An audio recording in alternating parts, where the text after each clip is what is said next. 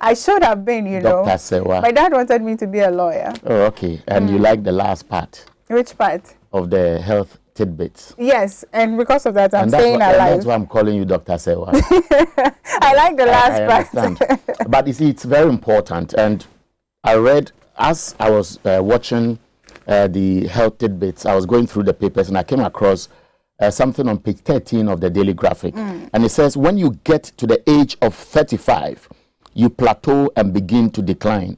So you know what your life is getting to.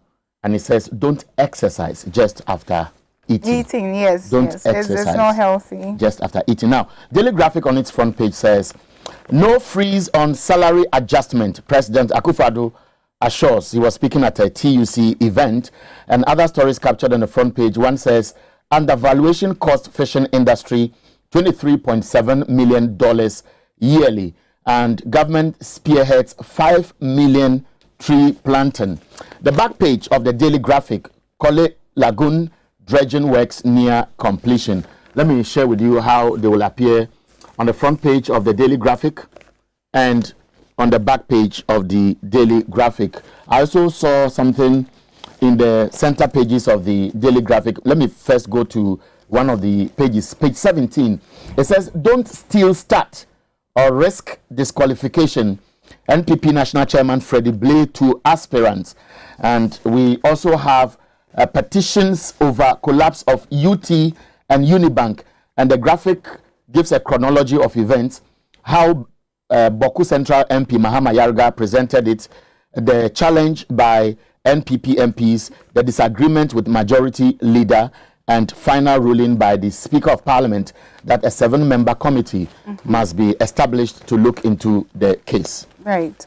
Should I continue? Yes, you can go ahead. Okay, so the Ghanaian Times is saying that government will permanently end perennial Accra floods. Now, this I agree with because I've seen a lot of drainages being constructed all over even the bridge around my neighborhood is also being constructed as well. Now, Ho rocked by 2 bizarre murders in 2 separate incidents. One, a 25-year-old whose throat was slashed by her 27-year-old boyfriend, and also there's another one where a 40-year-old man killed his 26-year-old girlfriend. A lot of people are being killed. A lot of women actually who are in abusive relationships have been killed within the past 3 weeks. Yes, several of them, yes. And it's quite worrying. It is. Many of these people have been in relationships for years, and you would wonder what would trigger such actions.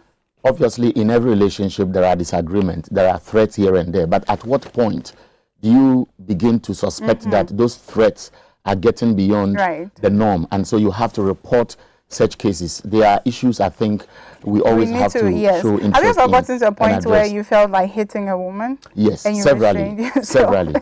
Severally. What made you not do it? Is it your upbringing? What made you not hit the woman? I have done so before. You have hit a woman before? Yes, I have. I want to be very frank. It is when you are unable to control your temperament, or sometimes the women go ahead to provoke you, you continue cautioning them, they continue provoking you, and it is real. We should not assume that because the man has stretched the arm, he has done something wrong, and therefore the man alone should be hanged. We must also accept that sometimes people continue and deliberately provoke you to the extreme. That is when you should demonstrate that you are disciplined. If you are unable to control your temper, control your emotions, that is when the provocation triggers such physical abuse. And so if you are in any kind of relationship, don't assume that, okay, they are saying don't hit a woman, those will be there, they'll come after you, and so you do whatever you want. Some would go for divorce or separation entirely because they think that that is the best solution to prevent them from such temptations. Right. I mean, women, if you follow our mouths, you will kill us. So me, I advise why won't you also control your mouth? We try, but sometimes you see, you have to think about the act and the reaction. They say that let me speak something here. Asia Besia Anyanda. You see, now this is abuse. It's not abuse. No. I'm using it. That's why I said Mamenka Fantinity. Why will somebody look? There are some men who even don't want to go to their own homes. True. They are abused. they cannot share their what frustration. they are going through. And if you speak to those which may have people like counselors who may not really be always looking for punishment, but would want to adopt strategies to mend some of those divisions, you would realize that there are men who are being killed slowly, and they are in their homes. They come out, they smile, they do all kinds of things, but they are mentally tortured. Yeah. And see, when these things are going on and society is not addressing it generally, bringing people to order, making them realize that, look, it's like you have a dog at home, you've trained the dog should not bite you, the dog knows you very well, but there will be a day you provoke the dog to the extreme, and irrespective of the fact that the dog grew up with you and knows you, it will react. And those are the issues that we need to look at. And so let us not always focus on the fact that, okay, the man has been abusive. Let us also look at the man who is mentally tortured all the time, and a few of them may go overboard, and we hear such sad cases. Anyways, something good is happening. 2 communities in 2 municipalities lack potable water. Now, Minister reaffirms commitment to develop aluminium industry. Now, quickly, there is a story on the 27th page of the Ghanaian Times. It says here, Egypt Air to begin new national airline called Air Ghana. I have a small issue with this. Why do we sit here for another country to do this for us? Do what? So it says Egypt Air to begin new national airline called Air Ghana. Well, I don't know. Obviously, to call it Air Ghana, I've not read the story. 2 things. Maybe they have a collaboration with the government, or they have deliberately named it because the route will be from Egypt to Ghana, so dedicated route to Ghana. But maybe later when I'm going through my papers, you can find time to go through that particular story and share that information with us. Don't leave it hanging, so go through it. Now, Business and Financial Times on its front page says, government committed to preventing floods this year. Asenso Boache, a stick of cigarette and a sachet of water have the same price. Anti-tobacco advocates push for higher rates to discourage child abuse. So instead of going for the cigarette, go for water, natural mineral water. You know, water will make you stay healthy and prolong your life. Now, banks are strong enough to absorb new 5% levy. ADB Managing Director is saying the Inquisitor newspaper, Kroll, PDS, Ejapa, others await Ken Ofori-Atta, Finance Minister designate. And the other story said, Ashanti Nadmo boss in Rogri, Techiman South MPP petitioned Interior Minister over December 2020 electoral violence. Interesting. So that's it on the front page. And this petition is coming at a time when we know that the minority leader in Parliament has also petitioned Parliament. And that private member's motion is asking the House to investigate the violence that we saw during the 2020 elections and after. And this comes at a time many people are still worried that government is not demonstrating that commitment to bring that matter to rest by arresting those who went overboard, by shooting indiscriminately and get them punished, and of course pay compensation to those who died.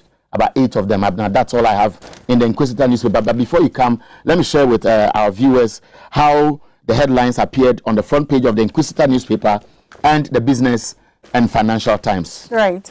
Now, Eric, you are right. This is some form of partnership between us and them. But again, it's more for them trying to expand into African countries. That's good news. Yeah. Now, the Rastafarian story is still making headlines today. Now, it says, Jah Rastafari students ordered to cut dreadlocks, and this was issued by a Jamaican court. I think this is to explain why the students should cut their hair before being admitted into Achimota School. Now, it says, circulation manager wanted, please do not kill me for this. Produce your pink sheets or resign. Yes, I think it's about a story involving a group of people who besieged the NDC headquarters yesterday. They carried lots of placards. Some are saying John Mahama is destroying the NDC. Others said they don't want John Mahama to lead the party towards 2024 elections. Others are demanding the pink sheets, suggesting that the party needs to explain to the grassroots why perhaps they lost the election petition case, or if indeed they have evidence that they won, or there was no winner in the 2020 elections. Yeah. But what we are hearing is that this group was hired.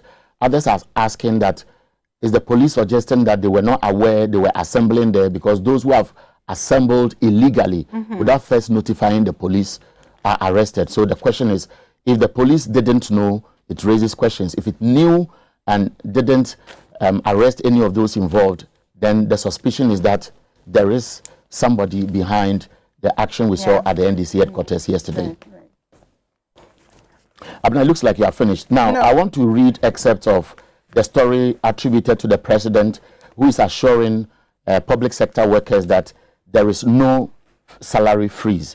Now, one of the paragraphs which actually talks about the appeal, I want to quote the president categorically. It says, President Akufo-Addo acknowledged that the 2021 budget statement and economic policy of government that had been approved by Parliament appears to contain some difficult but very necessary courses of actions. And I quote what he said verbatim. He says, I understand the concerns being expressed, especially with regard to the imposition of new taxes. Consequently, he said the time had come for the country to take the next step of action required for the sustained recovery of the economy following the impact of the COVID-19 vaccine. Unemployment insurance. Then the president goes again to say that the Ministry of Finance had already earmarked 50 million cedis towards the establishment of the National Unemployment Insurance Scheme to provide income support for workers without income. He said the Ministry of Finance would set up a committee to be made up of members of the Social Partnership Council to look at the establishment of the scheme. Right. So we'll be taking a break. When we come back, Wisdom will join us for a summary of news across the country.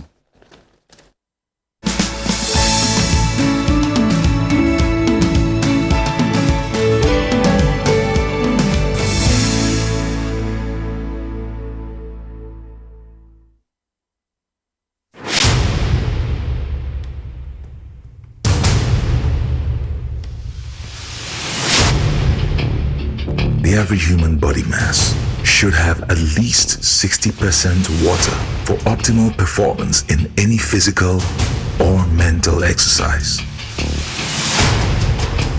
We can help you maintain it naturally.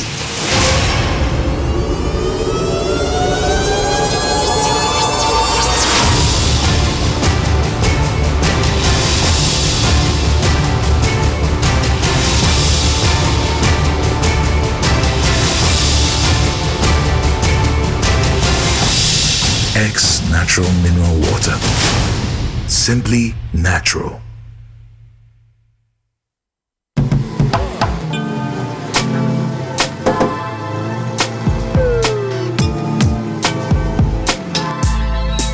Welcome to AutoCheck Vehicle Diagnostic and Licensing Center. I hear my car can be checked here without going to so many Accra. Sure.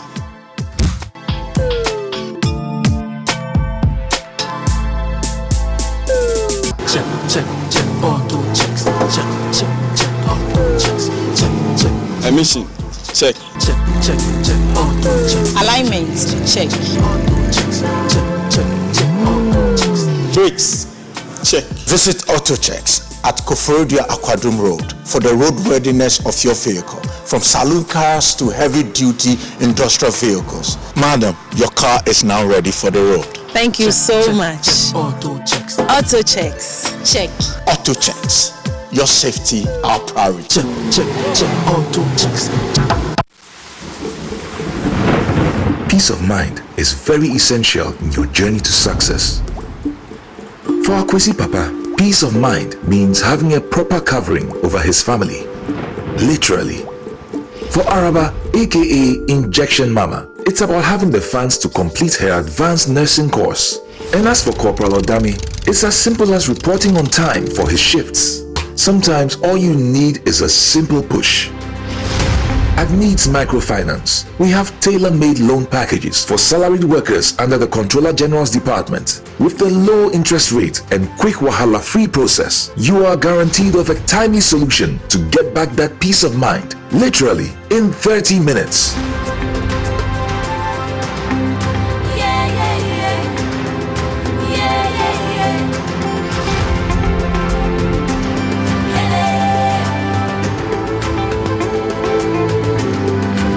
means microfinance. Growing with you.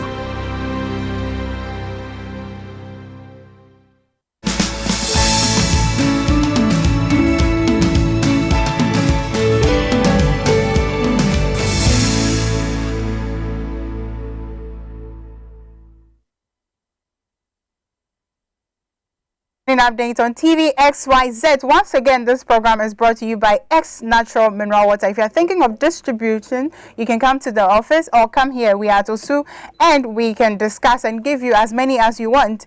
Well, but you have to pay for it. Then also, please drink a lot of water because your body needs about 60% to be able to function properly. Wisdom Hedejome is standing right here, and he's got the news. Good morning. You are seated right there. Yes, and we are both in blue. Yeah. And today is Wednesday. It's Wednesday. It's midweek already. Yes. And we'll have midweek. Yes, because I get to eat wache. I get to eat the best wache in Accra. Oh, I see. That's good to hear. I didn't know about that. Well, what do you have for us Well, so Parliament is setting up a 7-member committee to probe the revocation of UT and Unibank's license, while the NDC MPs filed private membership motion for investigations into killings and related offences during the 2020 elections. Again, there's food shortage that's hit the Buffer Stock Company, hinting possible closure of secondary schools, and students at the center of the controversy over dreadlocks set to get admission elsewhere after GS failed to protect his interests. And I'll be telling you finally about the Chifohiman chiefs who have invoked cases on yet to be identified persons for allegedly dumping bent human body parts at his palace with a deadly note.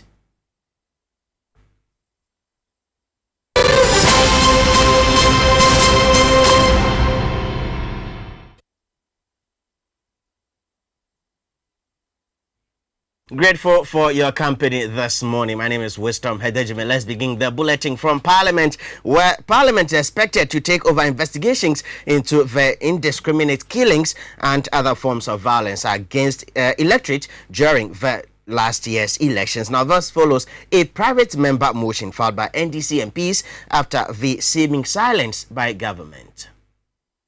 Official figures indicate that those who died during the 2020 elections are 8. In all, 61 cases of violence are on record to have occurred at various polling stations and collation centers nationwide. Of these, 21, according to the police, were directly related to post-electoral violence. Key among them are Techiman South, Ablekuma Central, and Banda, where a trainee teacher lost his life during the voter registration exercise. 3 months down the line, government has not demonstrated extra commitment to bring the matter to rest and punish those found guilty, in spite of calls for investigations. The IGP's office is virtually playing along, and the Ghana Armed Forces is quiet. CSOs are pressing on, and Kodeo's demand for investigations as well is hanging. Sectoral ministers, defense, interior, and national security were elusive during their vetting, but assured the public that investigations are underway. This is how the MP for North Tongue, Samuel Okujetu Ablakwa, addressed the concern. Mr. Chairman, I would want to place on record that the Minority Caucus has video evidence of all these shootings captured by the media, and we will tender it, and I'm sure that it can help the minister in his investigation. So we will tender this, and we want to table it now. Video evidence, you see the soldiers, and we challenge the narrative on Techiman South. They were not throwing stones and shooting at people. They were unarmed, just following the counting. The president, Nana Akufo-Addo, has also been silent in all his national broadcasts. Minority leader Haruna Idrisu did not mince words after the State of the Nation address 2 weeks ago. No comment. Uninvestigated killings on December 7th. Whilst we will continue in the debate to remind him that we will seek justice for Tajuddin Al-Hassan and Abdallah Ayarik. Following the loud silence, the NDC MPs are now taking the concern to another level. Their leader, Haruna Idrisu, is leading a private member's motion asking the House to open full-scale investigations. He is supported by the Chief Whip, Muntaka Mubarak, Boku Central MP, Mahama Ayariga, Al-Hassan Suyuni, and James Agalga. The deceased individuals listed by the MPs include Tajuddin Al-Hassan, Abdallah Ayarik, Emmanuel Dompre, Samira Zakaria, Ibrahim Abbas, Reta Otu, and Fuseini Musa. Let's talk a little longer on issues having to do with investigations, because Parliament is set to set up a 7-member committee which is expected to begin investigations into the collapse of Unibank and UT Bank by the Bank of Ghana. The composition of the bipartisan committee is yet to be made up and be made public, but the directive follows a petition filed on behalf of the founder by MP for Boko Central, Mahama Ayariga. Of Parliament, Alban Bagbin, directed leadership of the House to constitute the 7-member bipartisan committee following the petition presented by MP for Boku Central, Mahama Ayariga, on behalf of Prince Kofi Amoabeng, founder of the defunct UT Bank, and Dr. Kwabena Dufour, representing Unibank. Former Central Bank Governor Dr. Dufour and Prince Kofi Amoabeng are, among other things, demanding 1. Investigation into the conduct of the Bank of Ghana and the Ghana Stock Exchange for the revocation of UT Bank's license and the listing without due regard to the rules of administrative justice guaranteed under Article 23 of the 1992 Constitution. 2.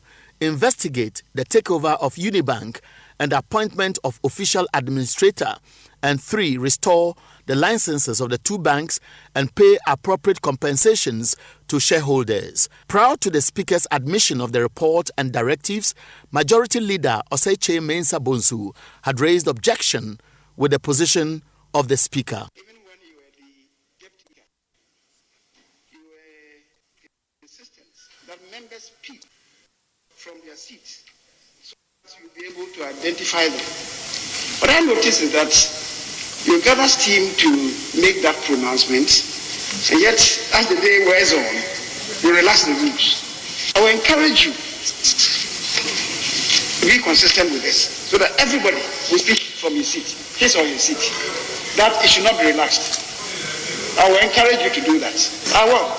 But I want you to take this on board. Don't relax it. Don't relax the rules.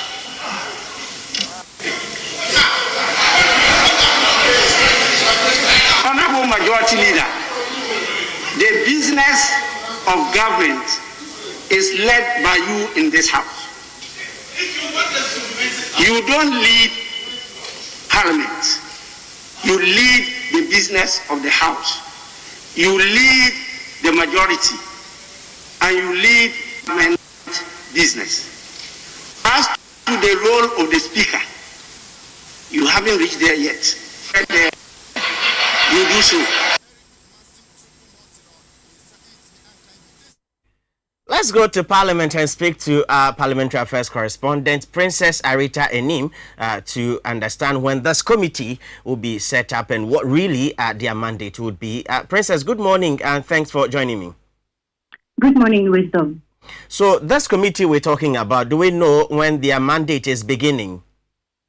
Well, Wisdom, the committee is expected to start work when the House breaks by the end of March and report back when it's done with its work. Actually, the House is expected to vote on the recommendations of the report by the committee, including whether or not the licenses of the 2 banks must be restored. But at the moment, the committee has not yet been constituted, and the Speaker has directed that the leadership of Parliament form the committee, which has 4 members from the majority side and 3 members from the minority side. Princess, we'll leave it here, and I'm sure you follow proceedings and update us as and when events unfold. Princess Arita Enim is our parliamentary affairs correspondent, giving us update on that yet to be constituted committee to investigate that matter. Well, let's do some other stories and now to the education sector, because free secondary schools may soon close down over shortage of food. Now, TVX Waza News has learnt the National Food Buffer Stock Company Limited has just 1 week to address the issue to prevent any embarrassment to government.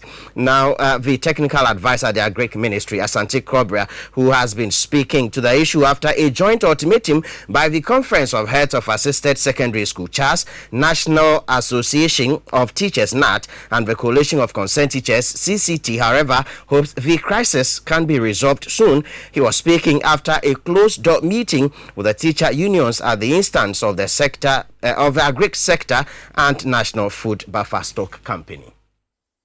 The concern of the three teacher unions about supplies of food to the schools is quite genuine. But I would say that it's not a problem. It's not a problem on the point that because of the COVID situation, a lot of things have been disrupted. Not that there's no food in the country. Because of government's flagship program, Planning for Food and Jobs, there is a lot of food in the system, but only that the timing of opening of schools was not so certain.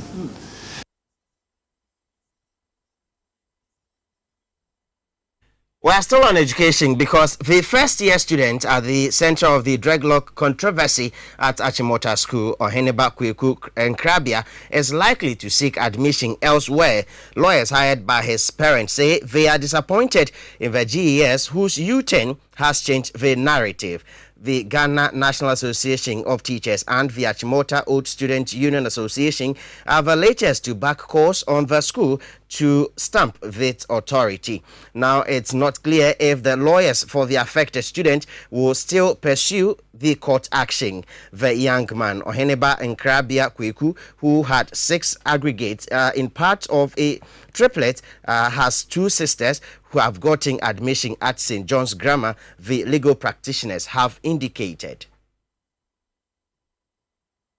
Now let's turn our attention to some politics, and there's tension brewing in the NDC following what some see as the beginning of a paid agenda to divide the party. Now the development comes in the wake of suspicion that some aggrieved members are being used by the opponent against former President John Dramani Mahama, tipped to lead the party for the 2024 elections, and some national party executives. Yesterday, a handful of hired agents clad in red besieged the party's headquarters in Accra, carrying placards reflecting their demand. Quote, "We want accountability now. Where is our coalition sheet? Mahama is destroying NDC," among others. Suspicions arrived the architect as some suspended members of the party and yet to be publicly exposed officers of the Agenda 2024 group who reportedly undermined John Mahama's 2020 campaign. Reports say each of the abused men and women who were used were paid 50 cedis each. TVX Waza News will bring you updates as we keep our eye on this particular development.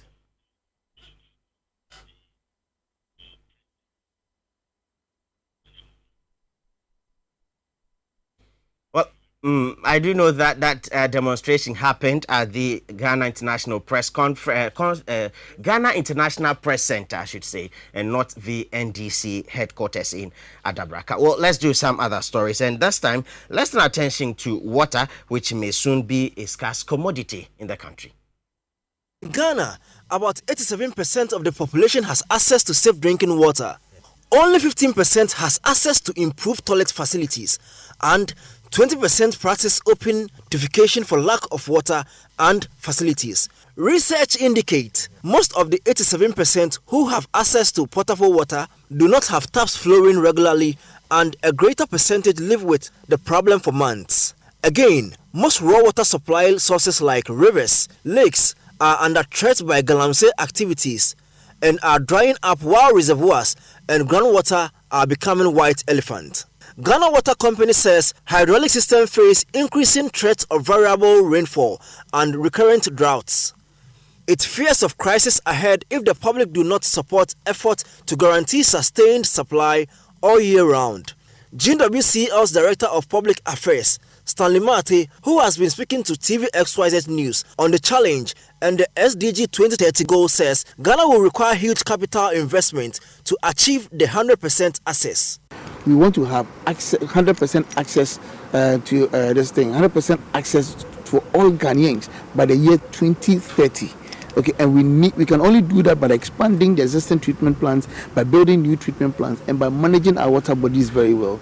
So all policies on water are centered on these 3 focal points, and we are working assiduously at that. And we hope that all things being equal, by 2030 we should have 100% access to water. We also require investments because we do not have, water treatment projects are capital intensive. We do not have the funds for that, so we expect investors to come in. So our doors are opened. We are traveling all over the world to get investors with genuine funds, genuine facilities to invest into our water sector. And inshallah, we should be able to meet that target by 2030. Human activities such as illegal logging and mining, deforestation, pollution and liquid and solid waste disposal and poor agricultural practices still pose great danger to water bodies, increasing the cost of production. Now, residents of Chifo Himan in the central region are yet to come to terms as to how some unknown persons managed to dump bent body parts at the chief's palace. The human remains wrapped in box included with an attached letter which read, "I command you to join your ancestors as you open this box." According to opinion leaders and chiefs, no one has been arrested and there is still no idea about the motive. Paramount Chief of Chifo Himan Traditional Area in the Central Region, Nana Otumfuo Sasraku IV, who spoke to the issue, says he is still at a loss. Central Regional Correspondent Nana Teria reports that the chief, together with 30 people in the community, prayed fervently to cast any evil or omen before taking the package to the cemetery around 12 a.m. for burning. It's not clear if the issue is chieftaincy related. Nana Otumfuo Sasraku said such evil minds in the community won't succeed.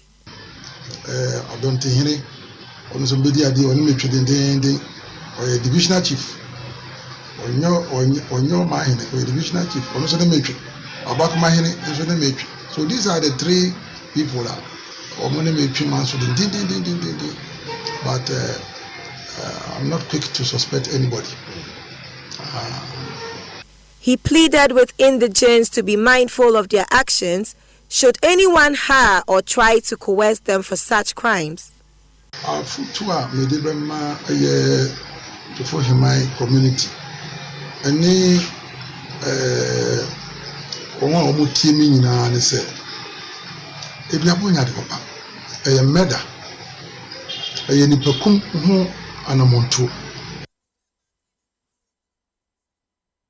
And before we go, the Speaker of Parliament, Alban Bagbing, has reassured Ghana's commitment on the Palestinian scare. According to the Speaker of Parliament, his position against injustice, marginalization and discrimination remains. Mr. Bagbing is therefore urging the international community, led by the United Nations, to find a peaceful and lasting solution to the impasse. We will continue to support that cause. And we pray that we see a peaceful solution of the crisis. As my colleague just said, injustice anywhere is injustice everywhere. And we have struggled for total liberation, not only of Africa. We struggle for total liberation of all deprived people in the world. And Palestine is still subjugated and oppressed. And I think this is a scar in the conscience of the world. Now, on his part, the Palestinian ambassador to Ghana, Abdul Fattah al-Satari, expressed gratitude to the Ghanaian people. I'd like to thank the President of the Republic of Ghana. I'd like to thank the government of Ghana. I'd like to thank all the Ghanaian people about this support. The support I feel with it when I visit most of the Ghanaian cities. I visit Soniani, Briko, Mwa, Tamale, Kumasi, Takoradi, Volta region, most of the areas inside Accra or outside Accra are feeling with this support because the Ghanaian people like to sit with the side of justice and the side of the human rights and the side of the right. And when you say a prayer, do well to say one for Palestine. And that'll be it for this morning's edition of News in Brief or Morning Update. As always, my xyzonline.com has more stories and update for you. Nana Abenasewa continues with Morning Update. Yeah. Thank you, Wisdom. Now, we will be discussing, as I indicated earlier, the issues as to why some partners abuse other partners. Mostly, I'm tempted to say why men abuse women, but then there's the part where some men also get abused by women. And I have a resource person in the studio, a reverend and a counselor who will be talking or will be helping us delve deeper into this conversation. We'll take a quick turn and we come back, we'll delve into our social segment.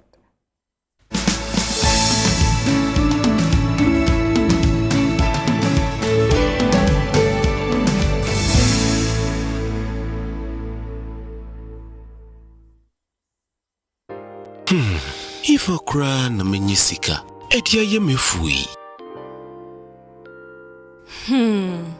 Ehin fa na menya bosia, edia tre medwuma yimu.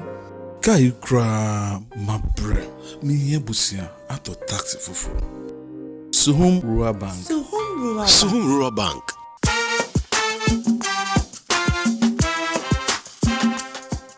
Yemamwa kwa baba Suhum Rural Bank. Ye won hyehyɛ ahodo bi te sɛ gadifo abosia, ekuro bosia, susu account, and it does all savings account.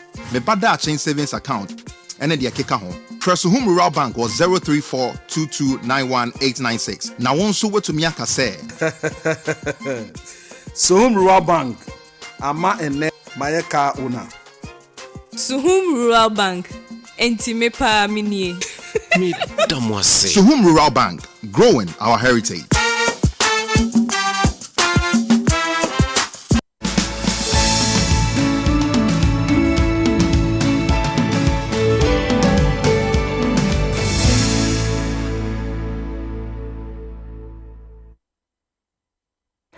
Welcome back to the morning update. As promised earlier, we will be discussing certain disturbing issues this morning. I do have some gruesome pictures. I'll warn you before they show on the screen.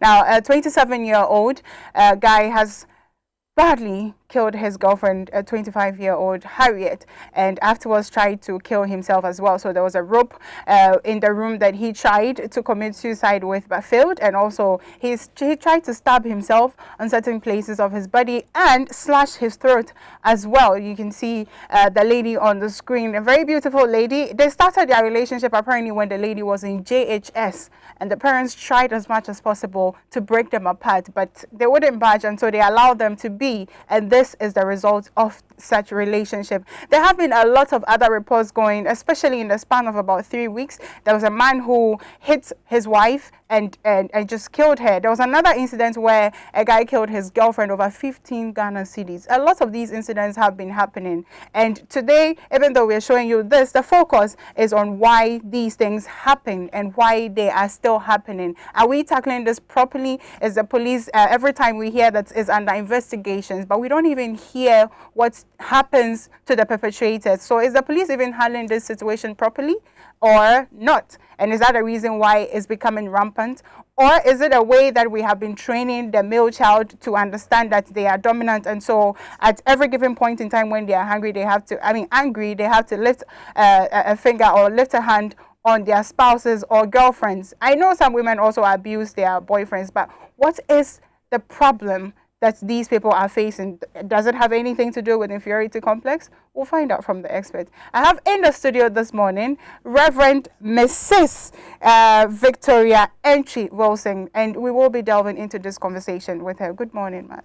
Good morning, my dear. How are you doing? I'm doing good. And you? Not bad, not bad. So I want to assume that based on your profession, you have come across diverse couples, ones that are being abused, others who are just simply not happy in their marriages or relationships, or don't even know how to go about such things. In your conversations with abused victims, what have you heard is the fundamental issues why they beat or even abuse their spouses or girlfriends? Yeah, I thank you very much.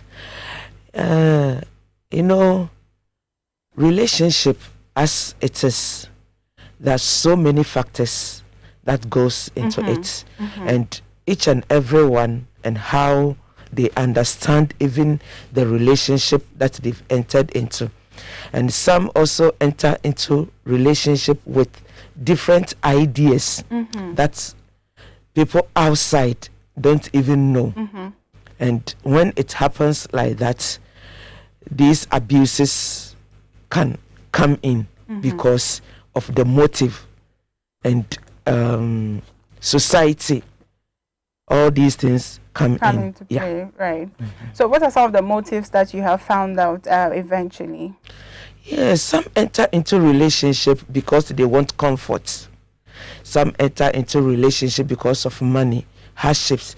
Some people also have everything, but still they want to get more and they want fame.